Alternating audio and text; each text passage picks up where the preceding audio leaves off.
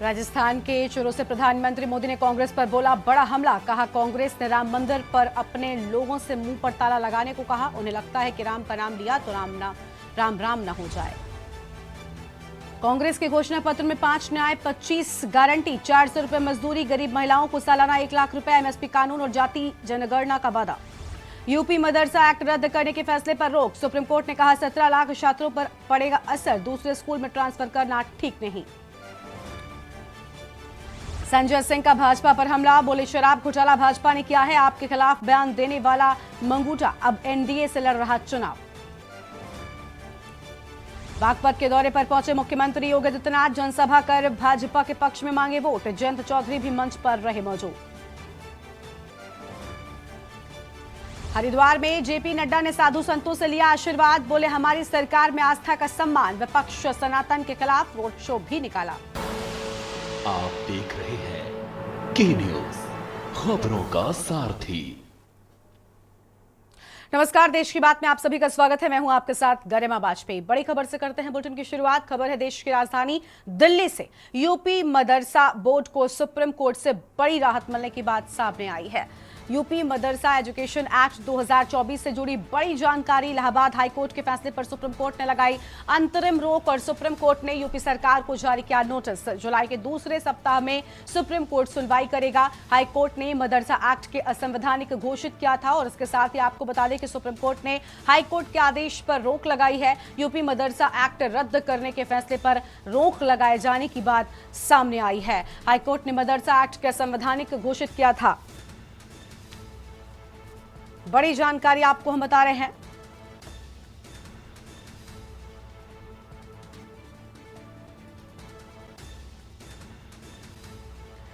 तो यह अहम खबर आपको हम बता दें दिल्ली से, जहां पर यूपी मदरसा बोर्ड को सुप्रीम कोर्ट से बड़ी राहत मिलने की बात सामने आई है।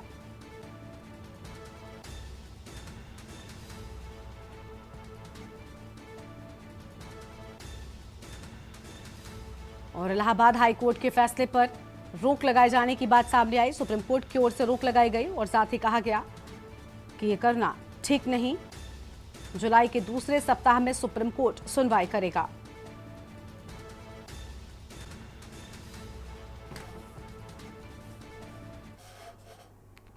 आगे बढ़ते हैं खबरों की ओर, जहां पर बूथ अध्यक्ष सम्मेलन में यूपी के डिप्टी सीएम केशव प्रसाद मौर्य का बड़ा बयान सामने आया है। उन्होंने क्या कुछ कहा है, आइए आपको सुनाते हैं। सपा बसपा मुक्त उत्तर प्रदेश के लिए आप सभी कार्यकर्ताओं का आह्वान करता हूं, घर घर में खुशहाली पहुंचे। क्या पहुंचे? घर घर में खुशहाली पहुंचे। बस इतना फर्ज निभा देना, बाकी सब 56 इंच के सीने वाले मोदी जी कर देंगे। तुम कमल का बटन या लक्ष्य लेकर के अपने बूथ की ओर जाइए। लगातार मेहनत और परिश्रम कीजिए, रिकॉर्ड वोटों से जिताइए। आप सबके साथ मेरा भी मन है मैं फोटो खिंचाऊं। आपका भी मन है कि नहीं है? लेकिन मैं चाहता हूं कि फोटो खिंचाने का कार्यक्रम 4 जून को 4 बजे 400 पार करने के बाद आप लखनऊ आइए, चाहे दिल्ली आइए, चाहे अयोध्या धाम आइए। आजकल बहुत लोगों की इच्छा रहती है, मथुरा की ओर जाने की भी इच्छा रहती है ना। जहां जाना हो, जहां आना हो बताइएगा। मैं सतीश जी और अध्यक्ष जी सबसे कह रहा हूं, विधायक जी सबसे कह रहा हूं, 4 जून को 4 बजे 400 पार करने के बाद अलीगढ़ में विपक्ष की किस्मत पे ताला लगाने की अधिकार आपके पास है। जैसे ये हाल लबालब भरा है ना, अपने अपने बूथ की ईवीएम मशीन भी कमल के फूल से लबालब कर दीजिएगा। पूरा भर दोगे? यूपी के माफ कीजिएगा उत्तराखंड के 2 दिवसीय दौरे पर आए भाजपा के राष्ट्रीय अध्यक्ष जेपी नड्डा आज हरिद्वार में रोड शो करने पहुंचे हैं। यहां वो पार्टी प्रत्याशी के लिए जनसमर्थन मांगते हुए नजर आए। इसके अलावा उनके कई कार्यक्रम निर्धारित किए गए। कार्यक्रम की तैयारियों को लेकर नगर विधायक मदन कौशिक, जिलाध्यक्ष संदीप गोयल समेत मंडल और बूथ स्तर के कार्यकर्ता तैयारी में जुटे रहे। भाजपा के राष्ट्रीय अध्यक्ष जगत प्रकाश नड्डा सबसे पहले माया देवी मंदिर पहुंचे, जहां उन्होंने पूजा अर्चना की और संतों से आशीर्वाद लिया। संतों के साथ बैठक भी की और इसके पश्चात आर्यनगर चौक पहुंचे। पहुंचे, जहां से रोड शो शुरू हुआ। रोड शो चंद्राचार्य चौक, पुराना रानीपुर मोड़ होते हुए ऋषिकुल मैदान पहुंचकर संपन्न हुआ। ऋषिकुल मैदान में बूथ के कार्यकर्ताओं को त्रिशक्ति सम्मेलन भी किया गया।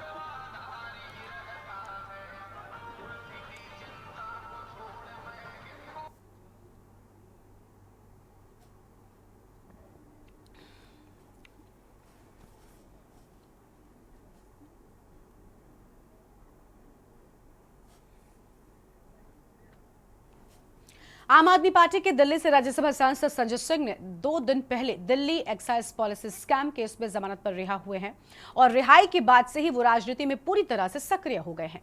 लगातार पार्टी की गतिविधियों में भी लिप्त हैं। संजय सिंह ने एक प्रेस कॉन्फ्रेंस कर बड़ा खुलासा किया है। क्या कुछ कहा है, सुनते हैं।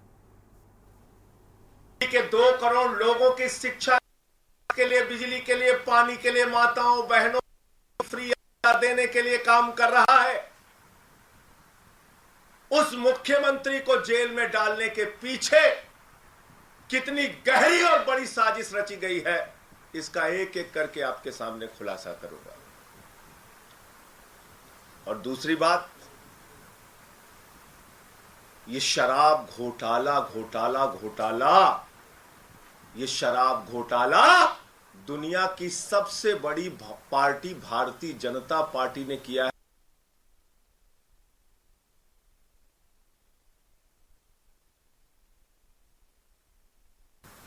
इसका भी खुलासा करूंगा आज। इसके अंदर कोई छोटे मोटे लोग शामिल नहीं हैं। भारतीय जनता पार्टी के शीर्ष नेतृत्व के लोग इसमें शामिल हैं।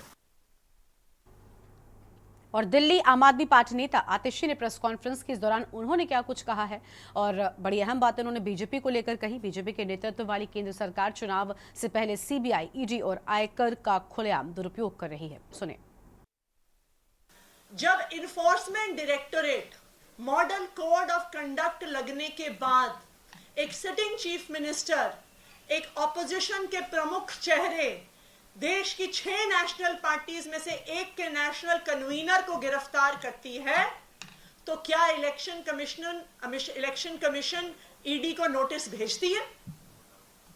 जब इनकम टैक्स डिपार्टमेंट देश की एक बड़ी ऑपोजिशन पार्टी कांग्रेस पार्टी का बैंक अकाउंट सील करती है, तो क्या election commission income tax department को नोटिस भेजती है?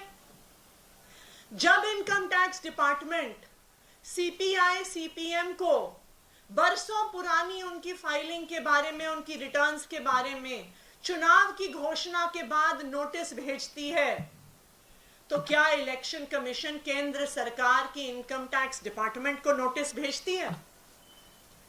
इलेक्शन कमीशन ऑफ इंडिया की आंखों के सामने केंद्र सरकार, भारतीय जनता पार्टी शासित केंद्र सरकार सीबीआई का, ईडी का, इनकम टैक्स डिपार्टमेंट का खुलेआम मिसयूज कर रही है इलेक्शन से पहले। इलेक्शन कमीशन ऑफ इंडिया विपक्ष की जहां पे सरकारें हैं वहां पे चीफ सेक्रेटरी बदल देती है, होम सेक्रेटरी बदल देती है, डीजीपी पुलिस बदल देती है, लेकिन जब विपक्ष के नेता, इंडिया गठबंधन के नेता इलेक्शन कमीशन के पास जाते हैं और ये डिमांड करते हैं कि चुनाव तक इंटरिम तौर पर income tax department, CBI, ED के डायरेक्टर्स को बदला जाए, तो इलेक्शन कमीशन कुछ नहीं करता। और अगली खबर लखनऊ से है, जहां देश भर में आज अलविदा की नमाज अदा की जा रही है। ऐतिहासिक टीले वाली मस्जिद में नमाज अदा हुई है और सीआरपीएफ, आरएएफ, पीएसी के साथ स्थानीय पुलिस भी आज दौरान यहां पर मौजूद रही है। सीआरपीएफ, आरएएफ, पीएसी के साथ स्थानीय पुलिस की भी मौजूदगी देखने को मिली है और जेसीपी, डीसीपी पश्चिमी सुरक्षा व्यवस्था के लिए पूरी तरीके से अलर्ट है। ऐतिहासिक टीले वाली मस्जिद में नमाज अदा की गई है। ड्रोन कैमरे से लगातार निगरानी की जा रही थी। तो यह हम खबर आपको हम बता रहे हैं, जहां पर जेसीपी, डीसीपी पश्चिमी सुरक्षा व्यवस्था के लिए पूरी तरीके से डटे हुए हैं। ड्रोन कैमरे से चप्पे चप्पे पर निगरानी की जा रही थी। ये बड़ी जानकारी आपको हम बता रहे हैं। और लखनऊ से खबर, देश भर में आज अलविदा की नमाज अदा की गई है। अलविदा जुमे की नमाज को लेकर प्रशासन भी पूरी तरीके से अलर्ट था। ऐतिहासिक टीले वाली मस्जिद में भी नमाज अदा की गई है।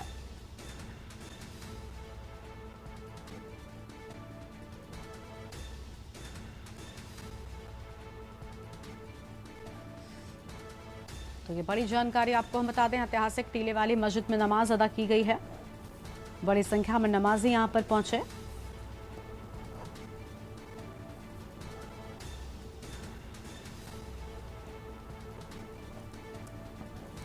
जीसीपी डीसीपी पश्चिमी लगातार नजर बनाए हुए थे। ड्रोन कैमरे से चप्पे चप्पे पर निगरानी की जा रही थी। जुम्मे की नमाज को लेकर पूरी तरीके से अलर्ट पर प्रशासन था। लखनऊ से खबर, देश भर में अलविदा की नमाज अदा की गई है। तो देश भर में अदा की गई अलविदा की नमाज और ऐतिहासिक टीले वाली मस्जिद में भी नमाज अदा की गई है। सीआरपीएफ, आरएएफ, पीएसयू के साथ ही स्थानीय पुलिस भी यहां पर मौजूद थी। और इसी खबर पर बातचीत के लिए हमारे साथ हमारे संवाददाता शिवा शर्मा जुड़ चुके हैं। शिवा, आज अलविदा जुमे की नमाज को लेकर प्रशासन सुबह से ही अलर्ट मोड पर था। फिलहाल क्या जानकारी है? बताया जा रहा है कि शांतिपूर्वक नमाज अदा की गई है। देखिए, बिल्कुल गरिमा, आज चूंकि पुलिस के लिए बहुत बड़ी चुनौती थी, प्रशासन के लिए बहुत बड़ी चुनौती थी, क्योंकि आखिरी अलविदा जुम्मे की नमाज है और ऐसे में जो भारी तादाद में नमाजी है वो मस्जिदों पे नमाज पढ़ने जाते हैं। और पुलिस के लिए एक सबसे बड़ी चुनौती ये भी थी, क्योंकि सरकार की तरफ से एक ऐलान हुआ था कि कोई भी नमाजी मस्जिद के अलावा बाहर नमाज ना पढ़ता हुआ मिले।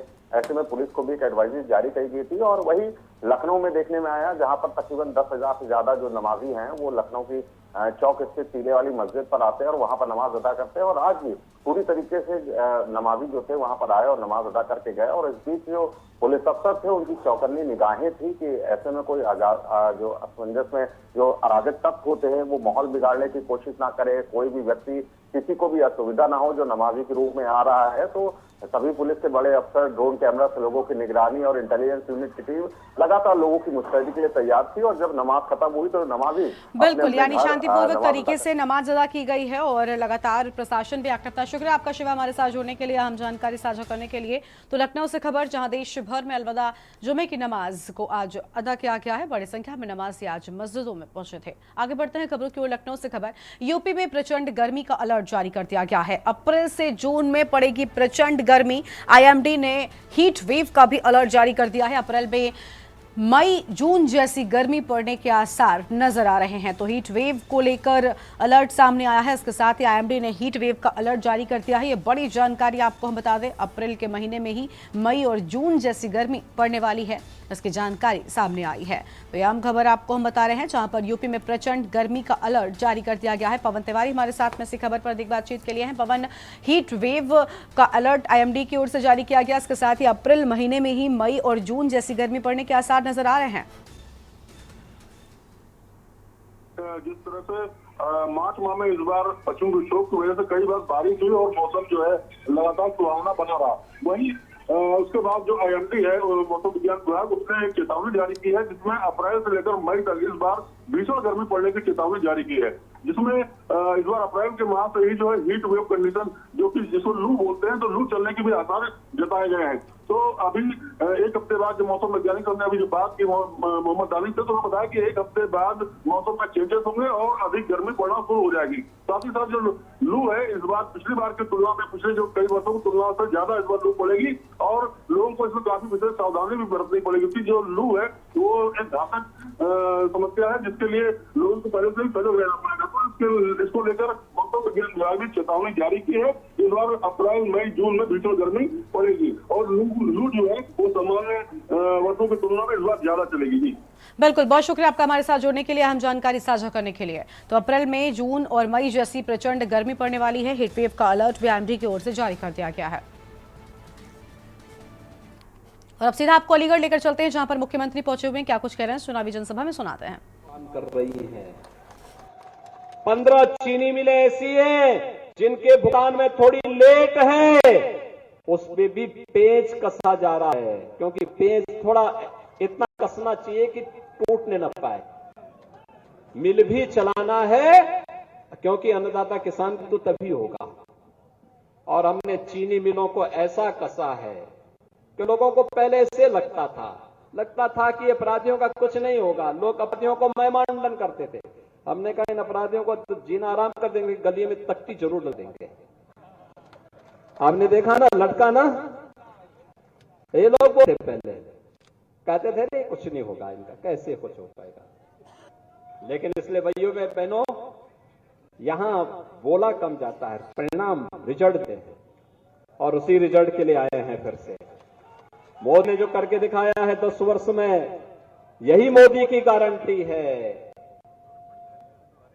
देख रहे हैं ना, देश के अंदर 80 करोड़ लोगों को फ्री में राशन, 60 करोड़ गरीबों को 5 लाख रुपए की स्वास्थ्य बीमा का कवर,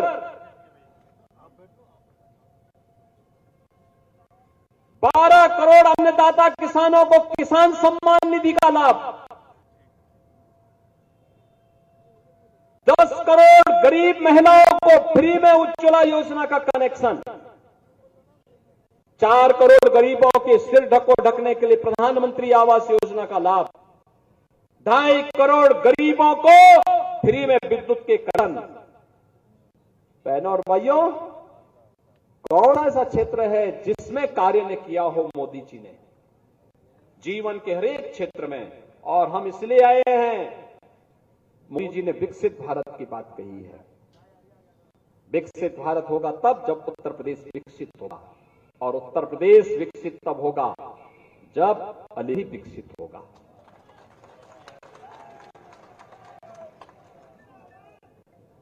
विकसित जब होगा और विकसित तब होगा जब यहां पे मां लक्ष्मी का प्रतीक कमल खिलेगा। कमली खिलाने के लिए हम लोग आए हैं, पूरा मंच कमली खिलाने के लिए आया है, और मुझे लगता है इस मंच से ज्यादा आग्रही कमल खिलाने आप सब होंगे। मानता हूं ना, है ना, सहमत है ना? और इसीलिए मैं आया हूं आपसे कहने के लिए कि बहनों और भाइयों, यहां सुरक्षा भी है और समृद्धि भी है, यहां आजीविका है तो आस्था का सम्मान भी है, यहां उपद्रव नहीं उत्सव है। और इसीलिए आपके कहने के लिए आए हैं कि मोदी जी को तीसरा कार्यकाल दिए, पहले 3 वर्ष में ही भारत दुनिया की तीसरी बड़ी अर्थव्यवस्था बनेगा। भारत का तीसरी बड़ी अर्थव्यवस्था का मतलब प्रति व्यक्ति आय में वृद्धि होगी, हर चेहरे पर खुशहाली होगी, रोजगार के अवसर जीत होंगे। अन्नदाता किसान हो या हस्तशिल्पी हो, महिलाएं हो या फिर गांव का एक सामान्य किसान, इन सब के हितों के लिए बेहतर तरीके से कार्य हो पाएगा। और इसी के लिए हम सब आपके पास आए हैं। हम मानते हैं श्री सती गौतम तीसरी बार चुनाव लड़ रहे हैं, 5 साल आप दौड़ाइए। चुनाव के दौरान प्रत्याशी घर घर ना पाता, क्योंकि सीमित 14 दिन के अंदर चुनाव लड़ना होता है, और उन दिनों में उनके लिए कह पाना कि घर घर आएंगे, गांव गांव आएंगे, वो नहीं होगा। मेरी आप सबसे अपील होगी, मोदी जी का प्रतिनिधि बनके, सतीश गौतम बनकर के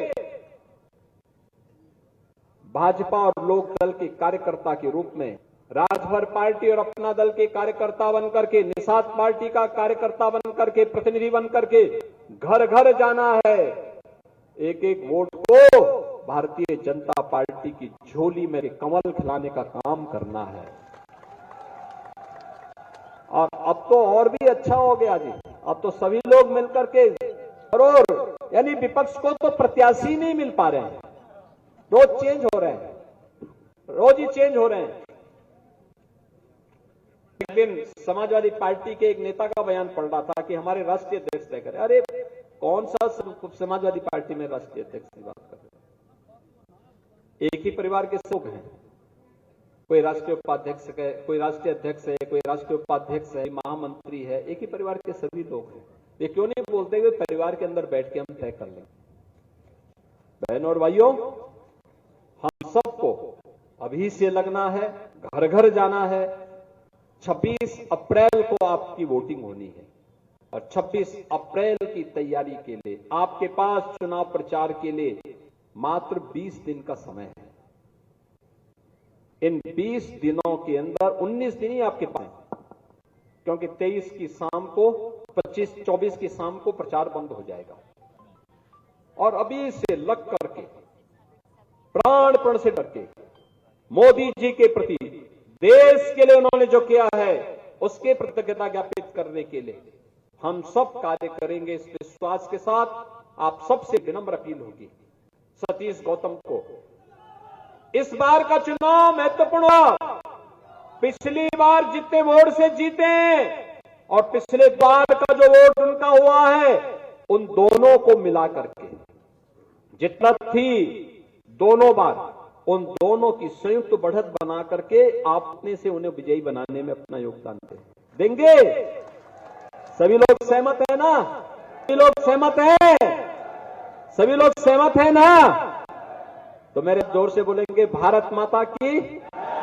जहां तक मेरी आवाज जा रही है थोड़ा हाथ खड़ा बोलिए, दोनों हाथ मुट्ठी बांध करके जय घोष के साथ आपकी आवाज पूरे अलीगढ़ में पहुंचनी चाहिए भैया, पूरे अलीगढ़ में पहुंचनी चाहिए और अलीगढ़ के साथ साथ हाथरस तक भी पहुंचनी चाहिए। पहुंचेगी ना? तो मेरे साथ बोलेंगे भारत माता की, भारत माता की, भारत माता की, जय श्री राम, जय जय श्री राम। बहुत बहुत अभिनंदन पूज्य महाराज जी। अब मैं अनुरोध करा इस क्षेत्र के विधायक ठाकुर जय। तो अलीगढ़ से आप सुन रहे थे मुख्यमंत्री योगी आदित्यनाथ को, जिनकी ओर से चुनाव प्रचार में बड़ी बातें कही गई हैं। अब आगे बढ़ते हैं खबरों की ओर। अगली खबर लखनऊ से, जहां पर गर्मी को लेकर अलर्ट जारी कर दिया गया है। आईएमडी की ओर से हीट वेव का अलर्ट जारी किए जाने की बात सामने आई है। इसके साथ ही कहा गया कि अप्रैल के महीने में ही मई और जून जैसी प्रचंड गर्मी लोगों को परेशान कर सकती है। तो आईएमडी की ओर से अलर्ट जारी किए जाने की बात सामने आई है, जहां पर साफ तौर पर कहा गया है कि हीट वेव लोगों को परेशान करेगी।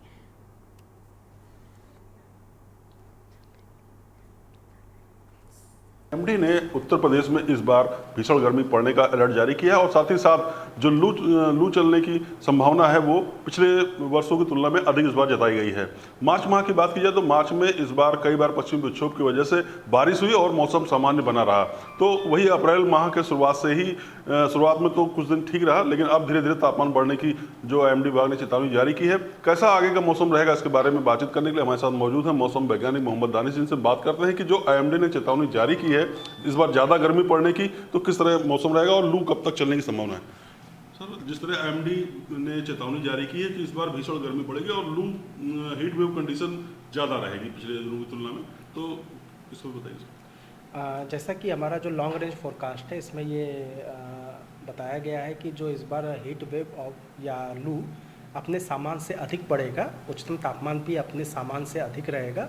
तो जो अप्रैल मई जून 3 महीने में इस बार सामान से अधिक गर्मी पड़ने की संभावना है।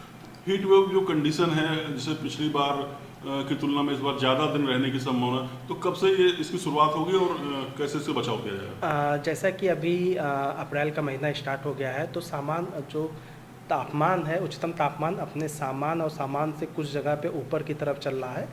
तो फिलहाल इसी तरीके से 5-6 दिन ये इसी तरीके से बना रहेगा अपने सामान से थोड़ा ऊपर तक, लेकिन अभी तक कोई हीट वेव का कोई अभी अलर्ट नहीं जारी किया गया है। हालांकि धीरे धीरे फिर जैसे जैसे हम आगे बढ़ेंगे तापमान में धीरे धीरे बढ़ोतरी होना शुरू हो जाएगा। तो उम्मीद है कि आने वाले दिनों में हीट वेव देखा जा सकता है। कुल मिलाकर जो आईएमडी ने एक चेतावनी जारी की है कि इस बार भीषण गर्मी पड़ेगी, तो इस बार क्या अनुमान है कि भीषण गर्मी कब से शुरू हो जाएगा, कब तक रहेगी? जैसे कि हमारा जैसे ओवरऑल एक पूर्वानुमान होता है कि अप्रैल महीने में भी होगा और मई जून में भी भीषण गर्मी होगा। तो अभी तो अप्रैल का जस्ट स्टार्टअप है, तो उम्मीद है कि आने वाले एक आध हफ्ते के बाद हमको कुछ, जैसे अभी भी हल्का से तापमान अपने सामान से ऊपर पहुंच गया है, तो अभी मॉनिटरिंग में है। तो जैसे एक हफ्ते के बाद जैसे हमारी कंडीशन बदलती है वैसे वैसे हम आपको इसके बारे में जानकारी देते रहेंगे। अप्रैल माह में बारिश की अगर बात की जाए तो जैसे कि आईएमडी ने बताया है कि बारिश सामान्य से अधिक होगी, तो कितनी बारिश होने की संभावना है? जैसे अप्रैल महीने में अगर हम अमूमन बात करें तो बारिश हल्की फुल्की कुछ जगह पे होता है, तो थोड़ा सा होता है। तो इस बार जो हल्की फुल्की बारिश है वो सिलसिला जारी रहेगा और कहीं ना कहीं सामान से अधिक थोड़ा बारिश होने की संभावना है। बीच बीच में कुछ स्पेल आएंगे, जैसे कि आने वाले 3 दिनों के बाद जो प्रयागराज डिवीज़न है वहाँ हल्की फुल्की बारिश होने की संभावना है। ऐसे हल्की हल्की कुछ पश्चिमी विक्षोभ बनेंगे जिसकी वजह से थोड़ा वेस्ट यूपी में हल्की हल्की बारिश होने की संभावना, ये सिलसिला हल्का हल्का बनता रहेगा। ये थे हमारे साथ मौसम वैज्ञानिक मोहम्मद दानिश, जिन्होंने बताया कि जो हीट वेव कंडीशन इस बार सामान्य की तुलना में अधिक रहेगा और जो है न्यूनतम अधिकतम तापमान सामान्य से अधिक रहेंगे, जिसके कारण इस बार गर्मी पिछले वर्षों की तुलना में ज़्यादा पड़ेगी। पवन तिवारी, के न्यूज़ इंडिया, लखनऊ। और अब आगे बढ़ते हैं खबरों की ओर। अगली बड़ी जानकारी आपको हम अलीगढ़ से बताते हैं, जहां पर मुख्यमंत्री अब से थोड़ी देर में पहुंचे थे। काफ़ी अहम बातें उनकी ओर से कही गई हैं। इसके साथ ही आपको बता दें कि मुख्यमंत्री के कार्यक्रम में कुछ व्यवस्थाएं भी नजर आई थी और मंच के पास तेज हवा चलने से टेंट उखड़कर गिर गया था। टेंट में लगे पाइप से 2 वृद्ध घायल भी हो गए थे। कुछ ही देर में अलीगढ़ पहुंचे थे सीएम और आपने सुना कि किस तरीके से वो बड़ी बातें चुनाव प्रचार में कहते हुए नजर आए। लेकिन उनके इस कार्यक्रम में क्या अव्यवस्थाएं रहीं, उसकी तस्वीरें भी आपको हम दिखा रहे हैं। आप देख सकते हैं टेंट में जो खंभे लगे हुए थे, जिनके गिरने से 2 वृद्ध यहाँ पर घायल हो गए हैं। मंच के पास तेज हवा से टेंट उखड़कर गिरा, जिसके चलते कुछ लोग घायल हो गए हैं। 2 वृद्धों के घायल होने की बात सामने आई है। और यहाँ पर एक छोटे से ब्रेक के लिए चल लौटेंगे। ब्रेक के बाद आप सभी का स्वागत है।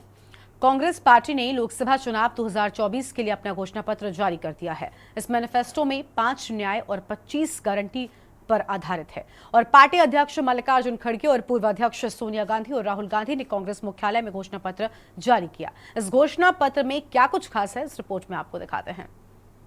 कांग्रेस पार्टी ने लोकसभा चुनाव 2024 के लिए अपना घोषणा पत्र जारी कर दिया है। इस मैनिफेस्टो 5 न्याय और 25 गारंटी का आधारित है।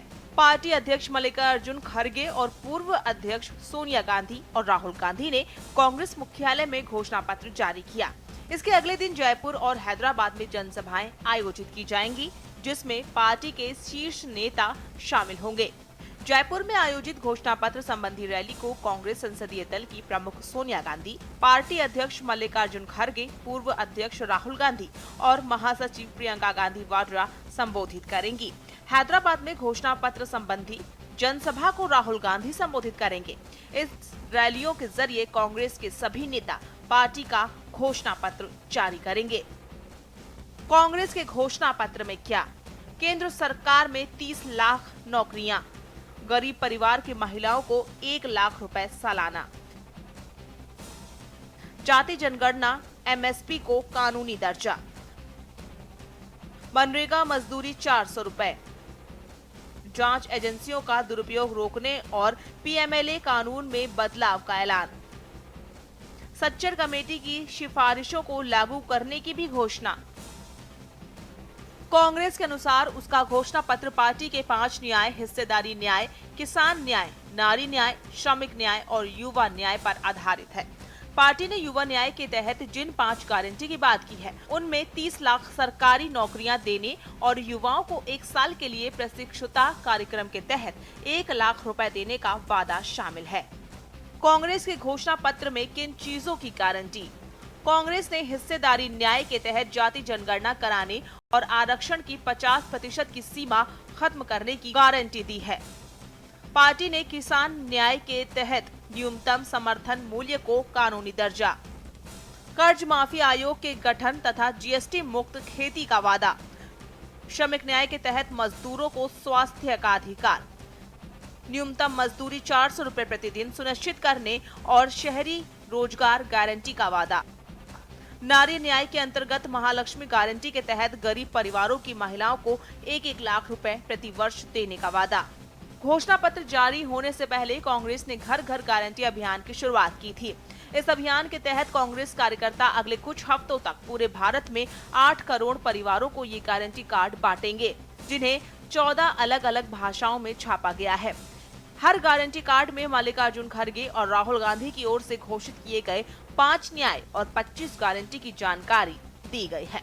डेस्क रिपोर्ट, के न्यूज इंडिया।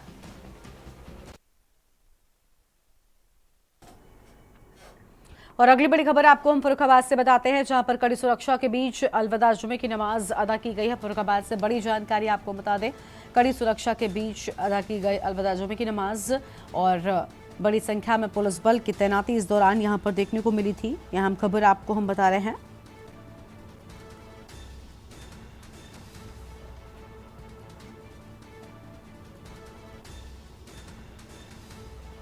तो यहां हम जानकारी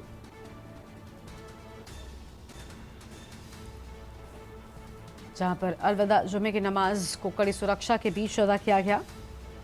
सिटी मजिस्ट्रेट और अनधिकारी जो है और बीएसएफ के रिपोर्ट ऑफ असिस्टेंट कमांडेंट साहब सब लोगों ने मिलकर पैदल मार्च किया है। सेक्टर स्कीम लागू है जिसमें कि पुलिस का ऑफिसर और मजिस्ट्रेट सभी जगह पे सारे पैदल गश्त कर रहे हैं, सतर्क दृष्टि बनाए हुए हैं और ये कार्रवाई जो है आगे भी चलती रहेगी ताकि शहरों में शांति व्यवस्था कायम रहे।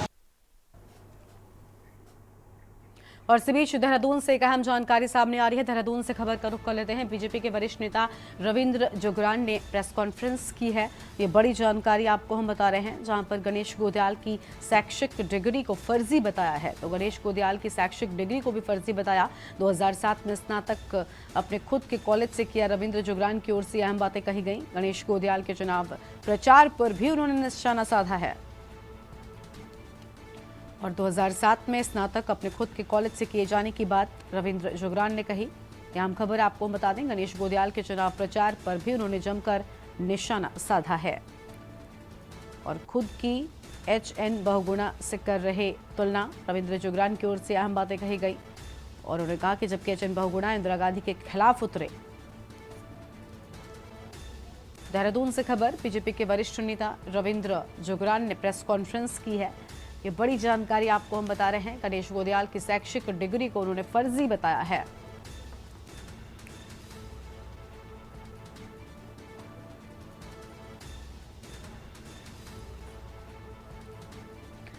और गणेश गोदयाल के चुनाव प्रचार पर भी उन्होंने जमकर निशाना साधा है। भारतीय जनता पार्टी के लोकसभा चुनाव के प्रत्याशी दुर्विजय सिंह शाक्य की जनसभा में सरेआम फायरिंग का मामला सामने आया है। भरी दोपहर हुई फायरिंग के चलते जनसभा में मौजूद लोग एक बार तो सकते में आ गए, लेकिन मंच पर भाषण दे रहे दुर्विजय सिंह ने तुरंत फायर न करने की अपील की। इसका वीडियो भी सोशल मीडिया पर जमकर वायरल हो रहा है। भाजपा प्रत्याशी का यह वीडियो तमाम सारे सवाल भी खड़े कर रहा है। एक रिपोर्ट देखते हैं।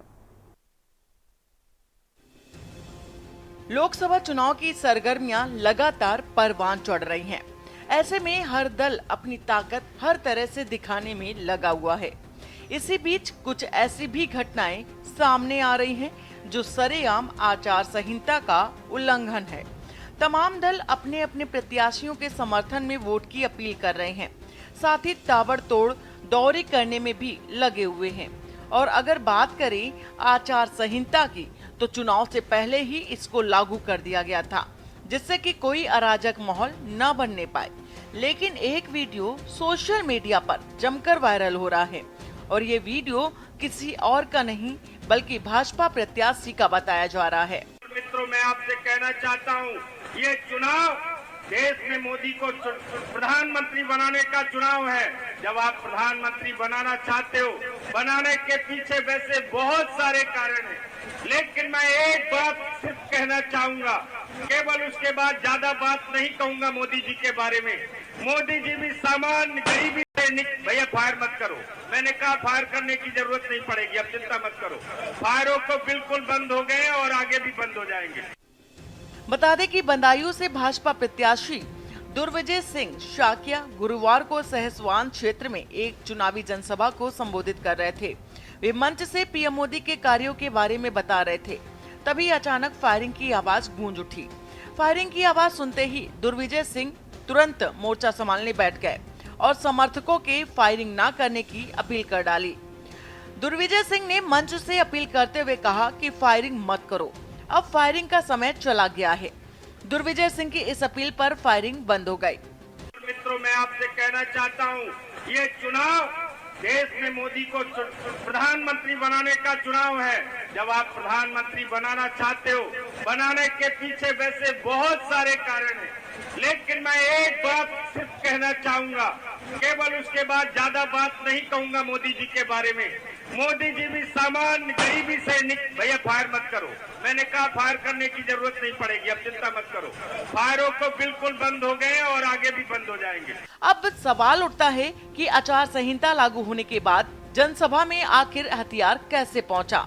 साथ ही सवाल ये भी है कि किसकी सह पर फायरिंग की गई। अनुशासित पार्टी कही जाने वाली भाजपा की सभा में इस तरह की अराजकता तमाम सवाल उठाता है।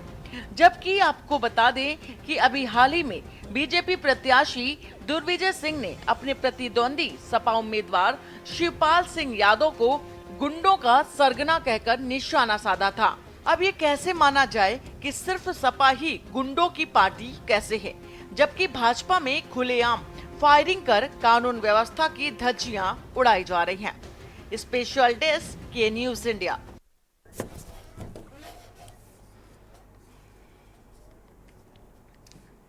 नैनीताल में स्वयं सहायता समूह की महिलाएं बुरांश के फूलों से मसालेदार नमक बनाकर आत्मनिर्भर बन रही हैं।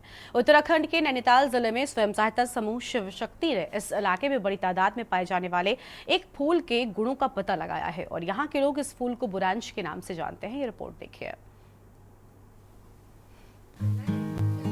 उत्तराखंड के नैनीताल जिले में स्वयं सहायता समूह शिव शक्ति ने इस इलाके में बड़ी तादाद में पाए जाने वाले एक फूल के गुणों का पता लगाया है। यहाँ के लोग इस फूल को बुरांश के नाम से जानते हैं। समूह की महिलाएं इस फूल को इकट्ठा करती हैं और इससे मसालेदार नमक बनाती हैं, जिसे खाने के साथ अलग से यूज किया जा सकता है। जंगल से फूल एकत्र करके फिर इन्हें घर लाके साफ करके धो के पानी में और हल्की छांव में सुखा के रखते, धूप में ही है लेकिन सुखाते छाया में है।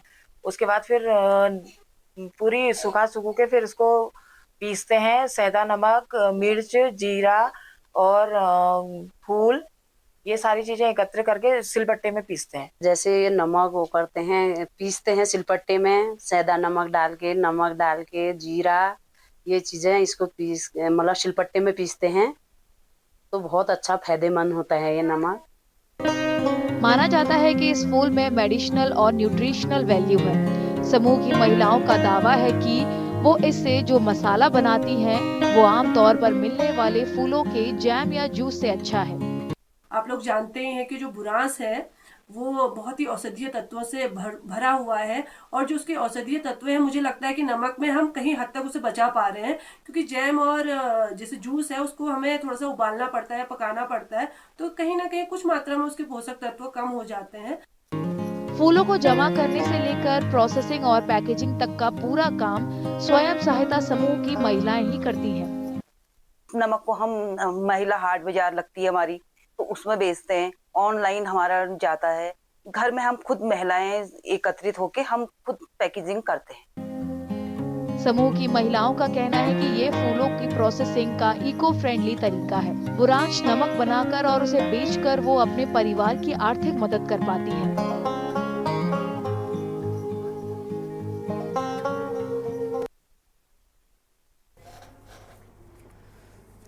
और आगे बढ़ते हैं खबरों की ओर। मौसम विभाग ने आने वाले दिनों में आंध्र प्रदेश के कई हिस्सों में तेज गर्मी पड़ने का पूर्वानुमान जताया है।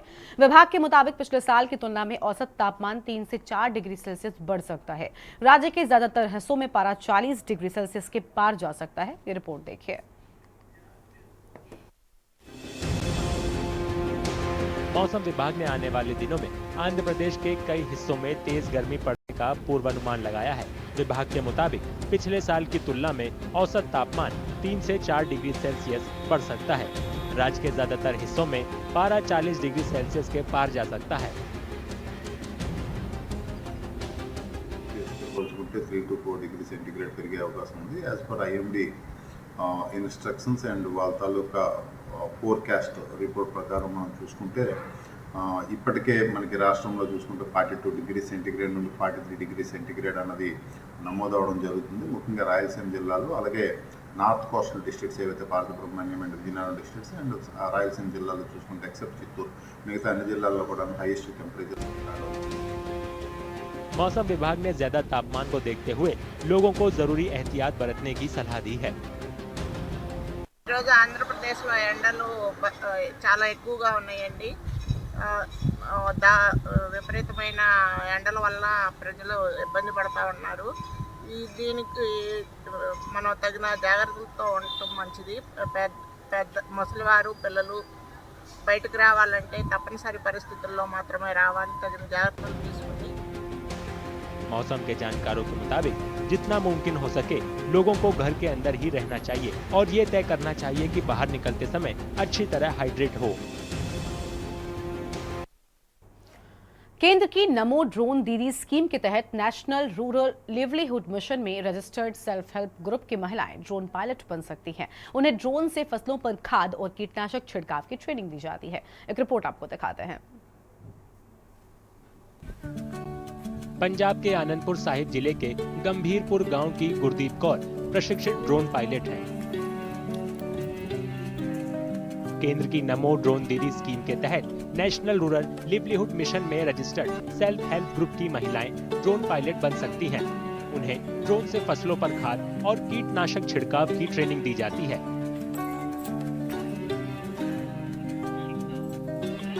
ड्रोन पायलट बनने के लिए गुरदीप कौर ने 15 दिन की ट्रेनिंग ली। इसको ਵੱਲ ਦੇ ਇੱਕ ਇੰਟਰਵਿਊ ਹੋਈ ਉਹਨਾਂ ਨੇ ਪੂਰਾ ਮਤਲਬ ਕਿ ਲਿੱਤਾ ਫਿਰ ਸਾਡੀ ਇੰਟਰਵਿਊ ਲਈ ਉਹਦੇ ਵਿੱਚ ਸਾਡੇ ਸਾਰੀ ਬਾਇਓਡਾਟਾ ਲਿੱਤਾ ਗਿਆ ਸਾਰੀ ਚੀਜ਼ਾਂ ਫਿਰ ਉੱਥੇ ਅਸੀਂ ਉਹ ਇੰਟਰਵਿਊ ਕਲੀਅਰ ਕਰਨੇ ਤੋਂ ਬਾਅਦ ਤਾਂ ਫਿਰ ਅਸੀਂ ਅੱਗੇ ਗਏ ਮਾਨੇਸਰ ਗੁੜਗਾਉਂ ਗਏ ਅਸੀਂ ਉੱਥੇ 15 ਦਿਨ ਦੀ ਡਰੋਨ ਪਾਇਲਟ ਦੀ ਟ੍ਰੇਨਿੰਗ ਕੀਤੀ ਜਿਹਦੇ ਵਿੱਚ ਸਾਡੀ 5 ਦਿਨ ਦੀ ਜੋ ਟ੍ਰੇਨਿੰਗ ਸੀ ਉਹ ਸਾਡੀ ਟ੍ਰੇਨਿੰਗ ਥੀ ਥਿਊਰੀ ਟੈਸਟ ਦਾ ਫਿਰ ਬਾਕੀ 10 ਦਿਨ ਦਾ ਸਾਡਾ ਪ੍ਰੈਕਟੀਕਲ ਤਾਂ ਉਸ ਤੋਂ ਬਾਅਦ 15 ਦਿਨ ਬਾਅਦ ਮੈਨੂੰ ਡਰੋਨ ਪਾਇਲਟ ਦਾ ਸਰਟੀਫਿਕੇਟ ਮਿਲਿਆ। ਪੂਰੇ ਭਾਰਤ ਦੇ ਵਿੱਚ ਇਫਕੋ ਵੱਲੋਂ 2500 ਡਰੋਨ ਦਿੱਤੇ ਜਾਣਗੇ ਜਿਹਦੇ ਵਿੱਚੋਂ 300 ਡਰੋਨ ਮਹਿਲਾਵਾਂ ਵਾਸਤੇ ਆਰਕਸ਼ਿਤ ਹੈਗੇ। ਜਿਹੜੇ ਨਮੋ ਡਰੋਨ ਦੀਦੀ ਹੈ ਜਿਹੜੀ NRLM ਸਕੀਮ ਹੈ ਗਵਰਨਮੈਂਟ ਦੀ ਨੈਸ਼ਨਲ ਰੂਰਲ ਲਿਵਲੀਹੁਡ ਮਿਸ਼ਨ ਦੇ ਤਹਿਤ ਜੋ ਰਜਿਸਟਰਡ ਹੈ ਉਹ ਲੇਡੀਜ਼ ਟ੍ਰੇਨਿੰਗ ਲੈ ਕੇ ਪਾਇਲਟ ਦਾ ਤੇ ਇਹ ਡਰੋਨ ਲੈ ਸਕਦੀ ਹੈ। ਆਪਣੇ ਜ਼ਿਲ੍ਹੇ ਦੇ ਵਿੱਚ 2 ਡਰੋਨ ਦੀਦੀਆਂ ਪਾਇਲਟ ਦੀ ਲਾਇਸੈਂਸ ਦੀ ਲੈ ਚੁੱਕੀ ਹੈ ਤੇ ਦੋਨਾਂ ਨੂੰ ਡਰੋਨ ਮਿਲ ਵੀ ਚੁੱਕੇ ਹੈ। ड्रोन दीदी प्रोजेक्ट में कामयाब महिलाओं को 10 लाख रुपए का ड्रोन और 5 लाख रुपए का 3 व्हीलर मुफ्त दिया जाता है।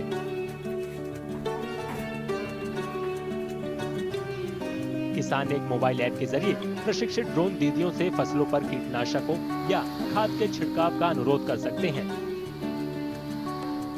प्ले स्टोर ਤੇ ਜਾ ਕੇ ਇਫਕੋ ਕਿਸਾਨ ਉਦਿਆ ਨੂੰ ਡਾਊਨਲੋਡ ਕਰ ਲਓ। ਉਹਦੇ 'ਚ ਜਿਹੜੀ ਮੇਨ ਜਾਣਕਾਰੀਆਂ ਹੈ ਉਹ ਤੁਸੀਂ ਭਰ ਦਿਓ ਤੇ ਜਦੋਂ ਮੰਨ ਲਓ ਕੋਈ ਫਸਲ 'ਤੇ ਤੁਸੀਂ ਆਉਣ ਵਾਲੇ ਟਾਈਮ 'ਚ ਬੁਕਿੰਗ ਕਰਾਣੀ ਹੈ ਤੇ ਉਹਦੀ ਡੇਟ ਕਿਹੜੀ ਫਸਲ 'ਚ ਤੇ ਕਿੰਨੇ ਏਰੀਆ 'ਚ ਸਪਰੇਅ ਕਰਾਣੀ ਹੈ ਉਹ ਜਦੋਂ ਕੋਈ ਵੀ ਕਿਸਾਨ ਬੁੱਕ ਕਰੂਗਾ ਤੇ ਇਹਨਾਂ ਕੋਲੇ ਮੈਸੇਜ ਆ ਜਾਊਗਾ ਇਹ ਅੱਗੋਂ ਯੈਸ ਕਰਨਗੇ ਤੇ ਇਹਨਾਂ ਨਾਲ ਟਾਈ ਅਪ ਹੋ ਜਾਊਗਾ ਤੇ ਇਹ ਕੋਈ ਵੀ ਕਿਸਾਨ ਬੁਕਿੰਗ ਕਰ ਸਕਦੇ ਬੁਕਿੰਗ ਦਾ ਖਰਚਾ ਇਹ ਆਪ ਦਾ ਲੈਣਗੇ ਕਰੀਬਨ 250 ਜਾਂ 300 ਰੁਪਏ ਜਿਹੜਾ ਵੀ ਇਹ ਸੈੱਟ ਕਰਨਗੇ ਇਹ ਆਪ ਦਾ ਆਪ ਖਰਚਾ ਲੈ ਕੇ ਤੇ ਬੁੱਕ ਕਰਨਗੇ। इस पहल का मकसद टेक्नोलॉजी के जरिए गांवों की महिलाओं को सशक्त बनाना है ताकि वो किसानों के लिए कीटनाशक और खाद छिड़काव की लागत कम करने में मदद करें और आत्मनिर्भर बन सकें। अयोध्या में श्री राम जन्मभूमि तीर्थ क्षेत्र ट्रस्ट ने इस साल जनवरी में भगवान राम की मूर्ति के प्राण प्रतिष्ठा समारोह पर संग्रह तैयार करने का फैसला लिया है। इस संग्रह में समारोह में आए सभी मेहमानों के उस दिन की यादों और दूसरे अनुभवों को जोड़ा जाएगा। एक रिपोर्ट दिखाते हैं।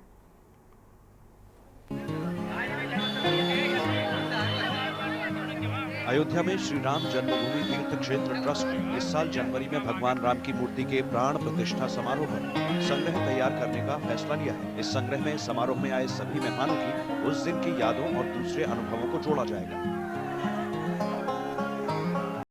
ट्रस्ट के मुताबिक इस पहल का मकसद समारोह से जुड़े सभी अनुभवों को आने वाली पीढ़ियों के लिए सहेज कर रखना है। ऐसा कोई बड़ा कार्यक्रम होता है चाहे जो संस्था करे तो उस कार्यक्रम को हमेशा के लिए यादगार बनाने के लिए एक स्मारका प्रकाशित करते हैं तो वही ट्रस्ट करेगा कि प्राण प्रतिष्ठा के समय के चित्र संग्रहित और अनुभव लोगों के बड़े बड़े धर्माचार संत लोग आए थे सबके अनुभव अयोध्या आने का अनुभव अयोध्या के बारे में उनका अनुभव ये सब लेकर के उसमें प्रकाशित किया जाएगा। प्राण प्रतिष्ठा के उपरांत विभिन्न संप्रदाय विभिन्न पंथों और या हम कहें कि इस देश के ख्यातिबद्ध जो हमारे अतिथिगण आए राम भक्त आए वह एक अद्भुत कार्यक्रम था। 8000 लोगों की एक साथ उपस्थिति विश्व की उपस्थिति हुई तो मुझे लगता है कि एक व्यापक कार्यक्रम को कहीं ना कहीं जो है श्री राम जन्मभूमि तीर्थ क्षेत्र ने इस अयोध्या में किया है और श्री राम जन्मभूमि तीर्थ क्षेत्र ट्रस्ट यह जरूर चाह रहा है कि उनकी अनुभूति उनकी जो सुखानुभूति रही है जिस प्रकार से वातावरण रहा है 22 जनवरी को वह चाहे वो लिपिबद्ध हो चाहे वह जो है विजुअल यानी वीडियो के द्वारा हो वो लोग भेजेंगे तो इसकी अगर कहीं से श्री राम जन्मभूमि तीर्थ क्षेत्र इसका संकलन अगर कर रहा है तो यह हम लोग सबके लिए आनंद का विषय है। भगवान राम की मूर्ति का प्राण प्रतिष्ठा समारोह इस साल 22 जनवरी को हुआ, जिसमें संतों और समाज के कई वर्गों के खास मेहमानों समेत करीब 8,000 लोग शामिल हुए थे।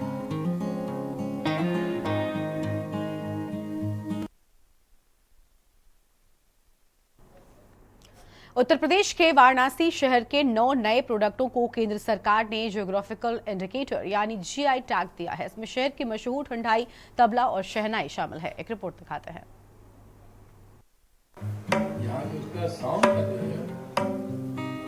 उत्तर प्रदेश के वाराणसी शहर के 9 नए प्रोडक्ट को केंद्र सरकार ने जियोग्राफिकल इंडिकेटर यानी जीआई टैग दिया है। इसमें शहर की मशहूर ठंडाई, तबला और शहनाई शामिल हैं। इन प्रोडक्ट को जीआई टैग की लेटेस्ट सीरीज में शामिल करने के साथ ही उत्तर प्रदेश देश में सबसे अधिक जीआई टैग पाने वाला राज्य बन गया है। उत्तर प्रदेश के 69 प्रोडक्ट को अब तक जीआई टैग मिल चुका है। इसमें अकेले वाराणसी की 30 से अधिक चीजें शामिल हैं। हमें लग रहा है कि माननीय प्रधानमंत्री जी का जो ये अभियान रहा आत्मनिर्भर भारत में लोकल से ग्लोबल, तो काशी इसका जीवंत उदाहरण पूरे भारत में बन गया और काशी के ही वजह से आज उत्तर प्रदेश भारत में जीआई में पहले स्थान पे पहुंच गया 69 जीआई के साथ में। जीआई टैग उन प्रोडक्ट को दिया जाता है जो किसी खास जगह, संस्कृति और समाज के लिए यूनिक होते हैं। ये उसकी खास पहचान को दर्शाता है। जीआई टैग वाली चीजों को न केवल बड़ा बाजार मिलता है, बल्कि ग्राहकों को भी सही प्रोडक्ट चुनने में मदद मिलती है। आप देखिए बाजार में लोग इसको चेरी के रूप में लाते हैं। काशी विश्वनाथ धाम के कॉरिडोर के बनने के बाद से जो यहाँ पे भक्तों की, टूरिस्टों की जो आने की संख्या शुरू हुई, इन उत्पादों में ये चिंता थी कि डुप्लीकेट उत्पाद बिकने लगेंगे। इसीलिए जीआई कराना जरूरी हुआ कि चाहे साड़ी हो, चाहे कारपेट हो, चाहे मीनाकारी हो, या ठंडई है, या लाल पेड़ा, या भरवा मिर्च है, ये नकल कोई इसकी न कर पावे। दूसरे, ताकि उपभोक्ता को सही सामान मिले। ठंडाई, तबला और शहनाई के अलावा वाराणसी की जिन चीजों को जीआई टैग मिला है उसमें लाल पेड़ा और भरवा मिर्च जैसे खाने पीने की चीजें भी शामिल हैं। अगली खबर हनुमानगढ़ से है, जहां पर जिला निर्वाचन अधिकारी की ओर से लोकसभा चुनावों में मतदान प्रतिशत बढ़ाने के लिए विभिन्न प्रकार के आयोजन किए जा रहे हैं। इसी मकसद से जिला मुख्यालय पर बैडमिंटन प्रतियोगिता का आयोजन किया गया। खेल प्रतियोगिता का उद्घाटन जिला निर्वाचन अधिकारी काना राम ने किया और इस अवसर पर उन्होंने IAS प्रीतम कुमार, लेखाधिकारी नगर परिषद देवेंद्र कौशिक, आतिश के साथ बैडमिंटन खेला और खिलाड़ियों को प्रोत्साहित किया। खेल प्रतियोगिता का आयोजन कर मतदाताओं को मतदान करने के लिए जागरूक किया। लोगों से अपील की कि भयमुक्त होकर मतदान करें ताकि ईमानदार सरकार का चुनाव हो। बता दें कि लोकसभा आम चुनाव में वोट प्रतिशत बढ़ाने को लेकर जिला मुख्यालय पर हर दिन अलग अलग गतिविधियों का आयोजन कराया जा रहा है।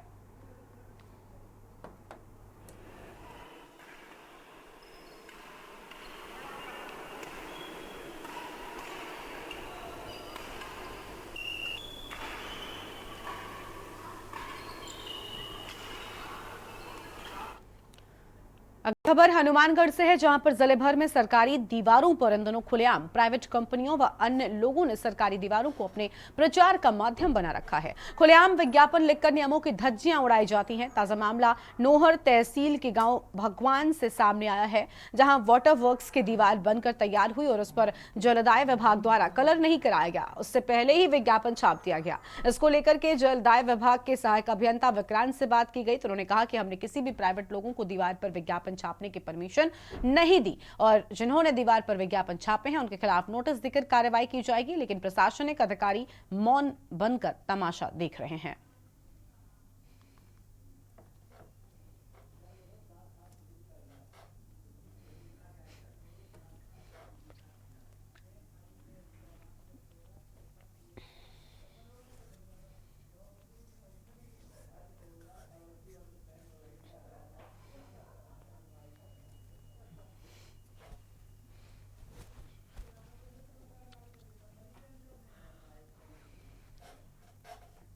डीडवाना नागौर से लोकसभा प्रत्याशी भारतीय जनता पार्टी की ज्योति मिर्धा ने डीडवाना जिले में अपनी चुनावी प्रचार शुरू कर दिया है। इस दौरान ज्योति मिर्धा डीडवाना पहुंची हैं तो वहीं सर्वप्रथम अस्पताल चौराहे पर स्थित पंडित दीनदयाल उपाध्याय सर्किल पर पंडित दीनदयाल उपाध्याय की मूर्ति पर माल्यार्पण किया। तत्पश्चात अपने चुनावी कार्यालय का शुभारंभ करते हुए अम्बेडकर सर्कल पहुंचकर बाबा साहेब डॉक्टर भीमराव अम्बेडकर की प्रतिमा पर माल्यार्पण किया है।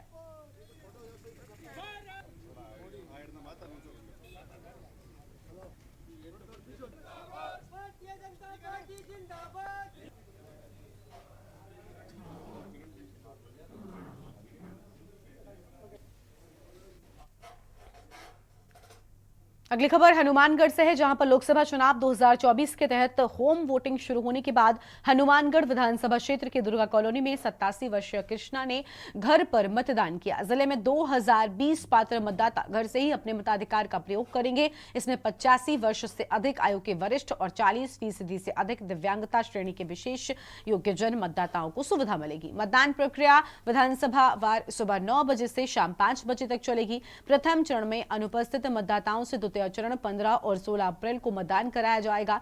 जिला निर्वाचन अधिकारी कानाराम ने होम वोटिंग के लिए पात्र मतदाताओं से मतदान अवश्य करने की अपील की है। कृष्णा रानी जी, आज आपने घर पे बैठ के मतदान किया है, कैसा लग रहा है आपको? अच्छा लग रहा है। अच्छा लग रहा है। अब और जो बाकी लोग हैं उनके लिए क्या संदेश देना चाहेंगे, क्या कहेंगे उनको? क्या कहेंगे, वोट डालनी चाहिए, जा सकते तो जाओ, हमारे से जाया नहीं जाता, इसलिए आप घर बैठे पा गए।